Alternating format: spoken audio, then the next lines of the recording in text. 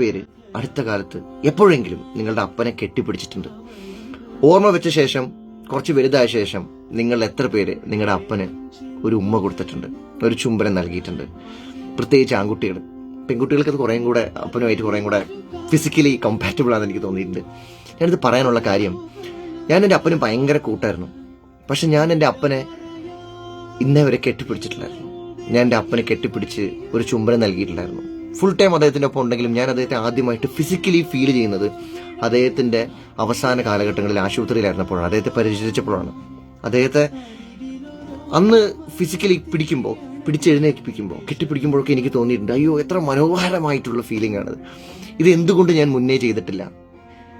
അത്ര ബ്യൂട്ടിഫുള്ളാണ് മച്ചാനെ, ചെയ്തു നോക്കണം. ഞാൻ എൻ്റെ അപ്പനൊരു ഒറ്റ ചുംബനമേ കൊടുത്തിട്ടുള്ളൂ, അത് അന്ത്യചുംബനവുമായി പോയി. പിന്നീട് എനിക്ക് തോന്നിയിട്ടുണ്ട്, ഞാൻ എന്തുകൊണ്ട് ഇതിന് മുന്നേ അദ്ദേഹത്തെ ചുംബിച്ചിട്ടില്ല എന്ന്. എൻ്റെ അമ്മയെ കെട്ടിപ്പിടിക്കുമ്പോൾ, എൻ്റെ അമ്മയെ ചുംബിക്കുമ്പോഴൊക്കെ ആ കണ്ടുകൊണ്ട് എൻ്റെ അച്ഛൻ ചിന്തിച്ചിട്ടുണ്ടാവില്ലേ, ഇവനെന്താ എന്നെ ഒന്ന് കെട്ടിപ്പിടിച്ചായിരുന്നെങ്കിൽ എന്ന്. അതെനിക്ക് ഇന്ന് പറയാൻ സാധിക്കും. കാര്യം ഞാനിന്നൊരു കുഞ്ഞിൻ്റെ അച്ഛനാണ്. എൻ്റെ മകള് എൻ്റെ ഭാര്യയെ നോക്കി ആദ്യം അമ്മയെന്ന് വിളിച്ചപ്പോൾ എന്നിൽ അസൂയാലുവായ അച്ഛൻ അവൾ എന്നെ നോക്കി അപ്പ എന്ന് വിളിച്ചിരുന്നെങ്കിൽ എന്ന് ഞാൻ ആഗ്രഹിച്ചിട്ടുണ്ട്. പക്ഷെ അങ്ങനെ ഉണ്ടാവില്ല. കാര്യം പ്രകൃതി അങ്ങനെയാണ്. സ്നേഹത്തിൻ്റെ പാരാമീറ്ററുകൾ വരുമ്പോൾ അതിൽ പ്രകടന പത്രികയിൽ ആദ്യം വരിക അമ്മ തന്നെയാണ്. അങ്ങനെ തന്നെ ആകണം. പക്ഷേ നിങ്ങൾക്ക് ചോറ് വിളമ്പിത്തരുന്ന സ്നേഹമാണ് അമ്മയെങ്കിൽ ആ ചോറിന് പിന്നിലെ വിയർപ്പാണ് അച്ഛൻ.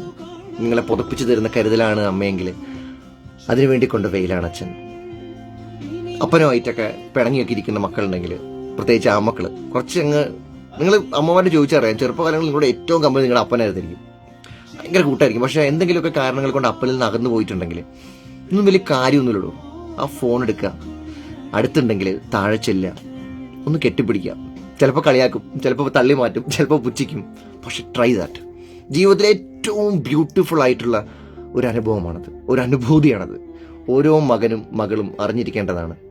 അപ്പനോ അമ്മയോ മരിച്ചു പോയിട്ടുള്ളവരുണ്ടെങ്കിൽ ഇപ്പം ഞാൻ ഈ പറയുന്നത് മനസ്സിലാവുന്നുണ്ടാവും. പിന്നീട് അവർ പോയ ശേഷം അയ്യോ അന്നെനിക്ക് ഇത് ചെയ്യാൻ സാധിച്ചിരുന്നെങ്കിൽ എന്ന് ദുഃഖിക്കേണ്ട വരരുത് എന്നുള്ളത് കൊണ്ട് പറയുന്നതാണ്.